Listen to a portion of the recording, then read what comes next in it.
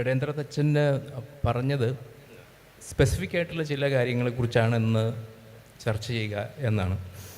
പ്രധാനമായും കത്തോലിക്ക മാധ്യമങ്ങൾ പുതിയ കാലത്ത് നേരിടുന്ന വെല്ലുവിളികൾ, അതുപോലെ ഏത് രംഗത്താണ് കൂടുതൽ ജാഗ്രത കാട്ടേണ്ടത് തുടങ്ങിയ കാര്യങ്ങളാണ്.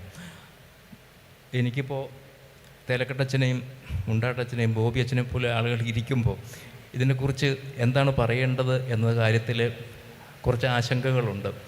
രണ്ട്, സത്യദീപത്തിൽ വരുന്നതിന് അപ്പുറത്ത് എന്തെങ്കിലും പറയാൻ ഉണ്ടോ എന്ന കാര്യത്തിലും സംശയമുണ്ട്.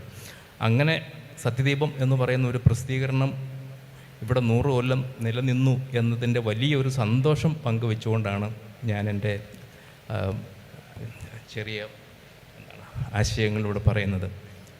ഒന്നെനിക്ക് തോന്നിയത് ആ പറഞ്ഞ വിഷയത്തിൽ നമ്മളുടെ ശരീരത്തിലെ സെല്ലുകൾ തമ്മിലുള്ള കമ്മ്യൂണിക്കേഷനിലെ ആശയവിനിമയത്തിൽ പോരായ്മ ഉണ്ടാകുമ്പോഴാണ് രോഗമുണ്ടാവുക എന്ന് നമ്മൾ പറയുന്നത്. അതുപോലെ തന്നെയാണ് നമ്മളുടെ സഭയ്ക്കുള്ളിൽ ശരിക്കും ഒരു കമ്മ്യൂണിക്കേഷൻ ബ്രേക്കപ്പ് ഉണ്ടായിട്ടുണ്ട്. അതിൻ്റെ ചില മാനിഫെസ്റ്റേഷൻസോ നിദർശനങ്ങളൊക്കെയാണ് നമ്മൾ പലപ്പോഴും കാണുന്നത്. അപ്പോൾ സഭയും പ്രസിദ്ധീകരണങ്ങളും വേറിട്ട് കാണാൻ കഴിയില്ല. സഭയ്ക്കുള്ള ധാർമ്മിക ബലം അതിനപ്പുറത്ത് നമുക്ക് പ്രസിദ്ധീകരണങ്ങളിൽ നിന്ന് നമുക്ക് പ്രതീക്ഷിക്കാനായിട്ട് കഴിയില്ല. ആ കാര്യത്തിൽ ഒരുപക്ഷെ ഒരു മാതൃകയായിട്ട് നമുക്ക് എടുത്തു കാട്ടാവുന്നത് തന്നെയാണ് സത്യദീപം എന്ന കാര്യത്തിലും യാതൊരു സംശയവുമില്ല. ഇപ്പോൾ ഒരു ഉദാഹരണം പറഞ്ഞാൽ ഈ ആരാധനാക്രമം എന്ന് തന്നെ എടുക്കട്ടെ. അത് ഈ ആരാധനയിൽ എല്ലാവരും ഒന്നാവേണ്ടതിന് പകരം ആരാധനാക്രമത്തിൻ്റെ കാര്യത്തിൽ പോരാളികളാവുക, അതായത് ചേരി തിരിഞ്ഞ് പോരാളികളാവുക എന്നതിലേക്ക് മാറുമ്പോൾ പ്രതിരോധിക്കുക, പ്രതികരിക്കുക എന്നതാവുന്നു ഏറ്റവും പ്രധാനപ്പെട്ട കാര്യം. സഭാവിശ്വാസികളുടെ തന്നെ കുറച്ച് പേര് കർത്താവ് നമ്മളെ രക്ഷിച്ചോളും എന്ന് പറഞ്ഞ് നിൽക്കുന്നു.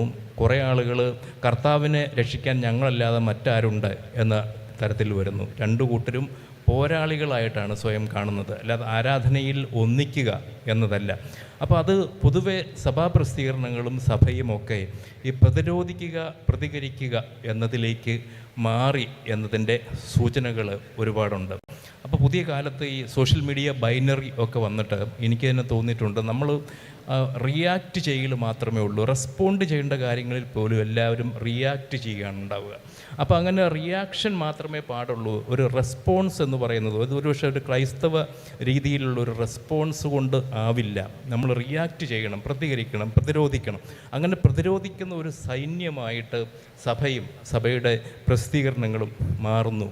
അപ്പോൾ സംഭവിക്കുന്നത് പണ്ഡിതരായിട്ടുള്ള വൈദികർ പോലും അവർ പോലും ഈ പ്രതിരോധത്തിലേക്ക് വരികയാണ്. ഇപ്പോൾ നേരത്തെ നമ്മൾ ഇവിടെ സമകാലിക പ്രസക്തിയുള്ള വിഷയങ്ങളിലൊക്കെ അടപ്പൂരച്ഛനെ പോലുള്ള ആളുകൾ പൊതുമാധ്യമങ്ങളിൽ എഴുതുമായിരുന്നു. അത് ശ്രദ്ധിക്കപ്പെടുകയും ചർച്ചയാവുകയും ഒക്കെ ചെയ്യുമായിരുന്നു. ഇപ്പോഴങ്ങനെ ഉള്ള വൈദികർ അങ്ങനെ രംഗത്ത് നമ്മൾ കാണുന്നില്ല എന്ന് മാത്രമല്ല, വചനപ്രഘോഷണവും അത്ഭുത രോഗശാന്തിയും ഒക്കെ നടത്തുന്ന ആളുകൾ ഒരു കൾട്ടായിട്ട് മാറുകയും അവർക്ക് കിട്ടുന്ന ഒരു പ്രാധാന്യമോ ശ്രദ്ധയോ ഒരു തരത്തിലും ഈ പറഞ്ഞ വസ്തുനിഷ്ഠമായിട്ട് നമ്മളുടെ ആത്മവിമർശനം നടത്തുന്നവർക്ക് കിട്ടാതിരിക്കുകയും ചെയ്യുന്ന ഒരവസ്ഥ വന്നു. അപ്പോൾ കൾട്ടുകൾ ഉണ്ടാകുമ്പോഴുള്ള ഒരു പ്രശ്നമെന്ന് പറഞ്ഞാൽ വിഭാഗീയമായിട്ട് മാത്രമേ അവിടെ വളർച്ച ഉണ്ടാവുകയുള്ളൂ, പ്രസിദ്ധീകരണങ്ങളായാലും ആരായാലും. കാരണം അതിന് ആ തരത്തിൽ ഒന്നിപ്പിക്കുക എന്നതുള്ളതല്ല. ഇപ്പം നമ്മൾ തന്നെ ചില പ്രസിദ്ധീകരണങ്ങൾ നോക്കിയാൽ മതി. കത്തോലിക്ക സഭ എന്ന് പറഞ്ഞാൽ തൃശ്ശൂർ രൂപതയുടെ പ്രസിദ്ധീകരണമാണ്. കേരള സഭ എന്ന് പറഞ്ഞാൽ ഇരിങ്ങാലക്കുട രൂപതയുടെ പ്രസിദ്ധീകരണമാണ്. സത്യദീപത്തിന് ഏത് സഭയുടെയാണെന്ന് എനിക്കറിയില്ല. കാരണം അവിടെ കത്തോലിക്ക സഭയും കേരള സഭയും എല്ലാം വന്നുപോയി. അവർക്ക് കുറച്ചുകൂടെ സത്യദീപം നടത്തുന്നതിനേക്കാളൊക്കെ കുറച്ചുകൂടി എളുപ്പമാണ്. കാരണം ആ രൂപതയുടെ സപ്പോർട്ട്, അവിടെ നിന്നുള്ള പരസ്യത്തിൻ്റെ സപ്പോർട്ട്, അവർക്ക് ചെയ്യേണ്ട കാര്യങ്ങളും വളരെ എളുപ്പമാണ്. കാരണം എന്ന് വെച്ച് കഴിഞ്ഞാൽ നമ്മൾ ഭക്തസംഘങ്ങളായിട്ട് നിൽക്കുമ്പോൾ നമ്മളൊരു ഇക്കോ ചേംബർ പോലെ എന്താണ് നമുക്ക് കേൾക്കാൻ താല്പര്യമുള്ളത് ആ കാര്യം മാത്രം കൊടുത്താൽ മതി. അങ്ങനെയുള്ളവർക്ക് നിലനിൽപ്പും വളരെ എളുപ്പമായിട്ട് വരുന്ന ഒരു സാഹചര്യമാണ് നിൽക്കുന്നത്. അപ്പോൾ അവിടെയാണ് ഈ സത്യദീപത്തിൻ്റെ പ്രസക്തി. അത് ഇത്രയും കാലം ഇങ്ങനെ ഒരുപക്ഷെ ഈ പറഞ്ഞ പ്രസിദ്ധീകരണങ്ങൾക്കൊന്നും കിട്ടാത്ത പിന്തുണ, ആ പിന്തുണ അങ്ങനെ ആയിരുന്നിട്ട് പോലും അത് നിലനിൽക്കുന്നത്, അതിൻ്റെ പ്രസക്തി നിലനിർത്തുന്നത് എന്നത് കാണേണ്ടതുണ്ട്. അപ്പോൾ പലപ്പോഴും എനിക്ക് തോന്നുന്നത് നമ്മുടെ സാമൂഹിക രാഷ്ട്രീയ സാമ്പത്തികമായിട്ടുള്ള കാര്യങ്ങൾ കൂടി വിശ്വാസികൾക്ക് പറഞ്ഞു കൊടുക്കേണ്ട, പൊതുസമൂഹത്തിന് മാർഗനിർദ്ദേശം നൽകേണ്ട ഈ സഭയും സഭീയ പ്രസിദ്ധീകരണങ്ങളൊക്കെ അതിൽ നിന്ന് ഈ പറഞ്ഞ പ്രതിരോധം കൊണ്ട് പൂർണ്ണമായും വിട്ടു നിൽക്കുന്നത് പോലെയാണ്.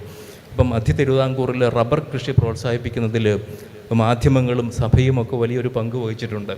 ഇപ്പോൾ നമ്മൾ ഹൈറേഞ്ചിൽ ഒരു ഉണർവ് കാണുന്നുണ്ടെങ്കിൽ അതിൻ്റെ പ്രധാന കാരണം ഏലത്തിന് നല്ല വിലയുണ്ട് എന്നുള്ളതാണ്. അപ്പോൾ അത്തരം കാര്യങ്ങളിലേക്കൊന്നും ഇപ്പം നമുക്ക് ശ്രദ്ധിക്കാൻ കഴിയില്ല. അതിന് പകരം ഈ പറഞ്ഞ നമ്മൾ വളരെ രാഷ്ട്രീയമായിട്ടുള്ള ചേരിതിരിവുകൾ കാര്യങ്ങൾ പക്ഷം പിടിക്കുകയും ഒരുപക്ഷെ കേന്ദ്രത്തിൽ ഭരിക്കുന്ന പാർട്ടിക്ക് ഒപ്പം അനുഭാവം കാണിക്കുകയും ഒക്കെ ചെയ്യാനാണ് നമുക്ക് കൂടുതൽ താല്പര്യം. ഇപ്പോൾ കേന്ദ്രത്തിലൊരു പാർട്ടി ഭരിക്കുന്നുവെങ്കിൽ ആ സർക്കാരിനോട് അനുഭാവം കാണിക്കുന്നതിലൊന്നും ഒരു തെറ്റും ഞാൻ കാണുന്നില്ല. അവർ തിരഞ്ഞെടുക്കപ്പെട്ട സർക്കാർ തന്നെയാണ്. പക്ഷേ അവരിൽ നിന്ന് പഠിക്കേണ്ടത് മുസ്ലിം വിരോധമാണോ എന്ന കാര്യത്തിൽ വലിയ സംശയമുണ്ട്. നമ്മൾ മുസ്ലിങ്ങളെ എങ്ങനെയാണ് വെറുക്കേണ്ടതെന്ന് പഠിക്കാനാണെന്നുണ്ടെങ്കിൽ ആ അനുഭാവം കൊണ്ട് യാതൊരു പ്രയോജനവും ഉണ്ടാവുന്നില്ല. അല്ലാതെ ഒരുപക്ഷെ സഭയുടെ താല്പര്യങ്ങൾ സംരക്ഷിക്കാൻ വേണ്ടിയുള്ള എന്ത് അനുഭാവവും കുറച്ച് അനുഭാവത്തോടു കൂടി തന്നെ കാണാനായിട്ട് തയ്യാറാകുമ്പോഴും അങ്ങനെ നോക്കുമ്പം ഇതിൻ്റെ കണ്ടൻറ്റ് എത്രത്തോളം ആകർഷകമാണ്, പുതിയ കാലത്തിൻ്റെ തുടിപ്പുകൾ ഇതിൽ വരുന്നുണ്ടോ, സഭയുടെ ലേബൽ ഉണ്ടായതുകൊണ്ട് മാത്രം അതിനൊരു യുണീക്ക് സെല്ലിംഗ് പ്രപ്പോസിഷൻ ആവുന്നുണ്ടോ? പലർക്കും അങ്ങനെയാണ് തോന്നുന്നത്. ഈ സഭയുടെ ഒരു ലേബലുണ്ട്, അതുകൊണ്ട് ഈ ലേബലിൽ പോയി കഴിഞ്ഞാൽ എന്തും സ്വീകരിക്കപ്പെടും എന്നതാണ്. അപ്പോൾ പ്രധാനമായും നമ്മൾ ആലോചിക്കേണ്ടത് പൊതുസമൂഹം നമ്മളെങ്ങനെയാണ് കാണുന്നത്, കത്തോലിക്ക സഭയോ അല്ലെങ്കിൽ കത്തോലിക്ക സഭയുടെ പ്രസിദ്ധീകരണങ്ങളെയോ. ഒരു ധാർമ്മിക ശക്തി എത്രത്തോളം ഉണ്ടായിരുന്നു, എത്രത്തോളം ഇപ്പോഴുണ്ട്, എത്ര നഷ്ടപ്പെട്ടിട്ടുണ്ട്. ഒരു മറയുമില്ലാതെ ഞാൻ പറയാം, പരിസ്ഥിതി പ്രവർത്തനത്തിന് വേണ്ടി അവരുടെ ഒരു ജീവിതം തന്നെ ഒഴിഞ്ഞു വയ്ക്കുന്ന, അല്ലെങ്കിൽ അതിൽ ജെന്യുവിനായിട്ടുള്ള താല്പര്യമുള്ള ഒരുപാട് ആളുകളുടെ മനസ്സിൽ ഒരേ ഒരു ശത്രുവേ ഉള്ളത്, അത് ഈ ക്രൈസ്തവ സഭയാണ്. പരിസ്ഥിതിക്കാർ കേരളത്തിലെ ഏറ്റവും വലിയ മൂരാച്ചികളും പിന്തിരിപ്പന്മാരുമായിട്ട് അവർ കാണുന്നത് ഈ ക്രൈസ്തവ സഭയെയാണ്.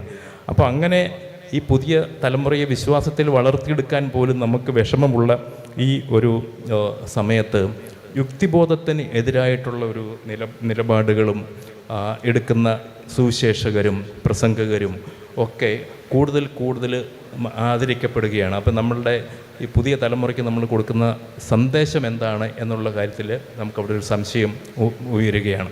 യാതൊരു യുക്തിബോധവും ഇല്ലാതെ, ഒരു പക്ഷേ വിശ്വാസം വിലപ്പോവില്ല, അന്ധവിശ്വാസമേ വിലപ്പോവൂ എന്ന് പലരും കരുതുന്നത് പോലെ തോന്നുന്നുണ്ട്.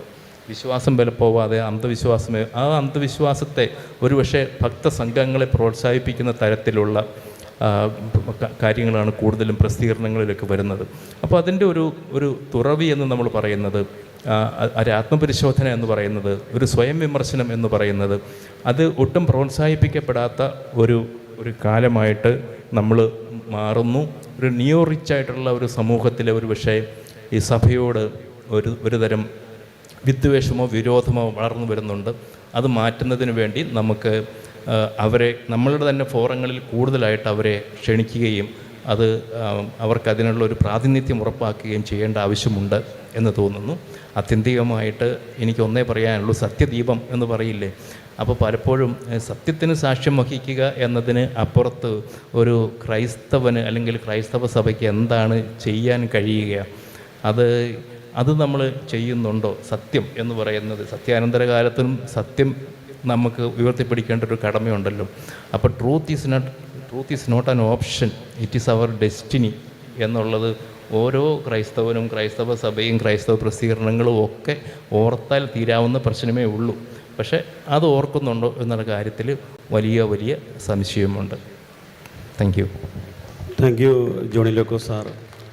നൂറാണ്ടുകൾ ഇത്ര ശക്തമായി മാധ്യമ സാന്നിധ്യം ഈ പൊതുസമൂഹത്തിൽ തുടർന്നു എന്നതിൻ്റെ കാരണം അത്ഭുതകരമാണ്. കാരണം സാറ് സൂചിപ്പിച്ചതുപോലെ ഔദ്യോഗിക സഭയുടെ പിന്തുണ പലപ്പോഴും ഇല്ലാതിരിക്കുക, അസാധാരണമായ പ്രതിസന്ധികൾ അതിന് തുടർച്ചയായി പീഡിപ്പിച്ചുകൊണ്ടിരിക്കുക. എങ്ങനെ ഇത് തുടർന്നു ചോദിച്ചാൽ ഇതിൻ്റെ ഒരു ദർശനത്തിൻ്റെ വ്യക്തതയാണ്. ഒന്ന്, തുടക്കം മുതൽ സഭയുടെ ഔദ്യോഗിക പ്രബോധനത്തിൻ്റെ ഒരു ജിഹ്വയായി ഇത് തുടരുമ്പോൾ പോലും സഭയിലെ സാധാരണ വിശ്വാസികൾക്ക് സഭാ നേതൃത്വത്തോട് എന്താണ് പറയാനുള്ളത് അത് പറയാനും അവതരിപ്പിക്കാനുമുള്ള ഒരവസരം നിരന്തരം സത്യവും കൊടുത്തിട്ടുണ്ട് അതിൻ്റെ താളുകളിൽ. ഒരുപക്ഷെ അങ്ങനെയാണ് സമൂഹത്തിൻ്റെ പത്രമായി, സമൂഹത്തിൻ്റെ സ്വന്തമായി അത് മാറിത്തുന്നത്. അതുകൊണ്ടാണ് ഈ 100 ആണ്ട് പിന്നിടുമ്പോൾ അതിൻ്റെ ചരിത്രം അഭിമാനകരമായി മാറുന്നത്.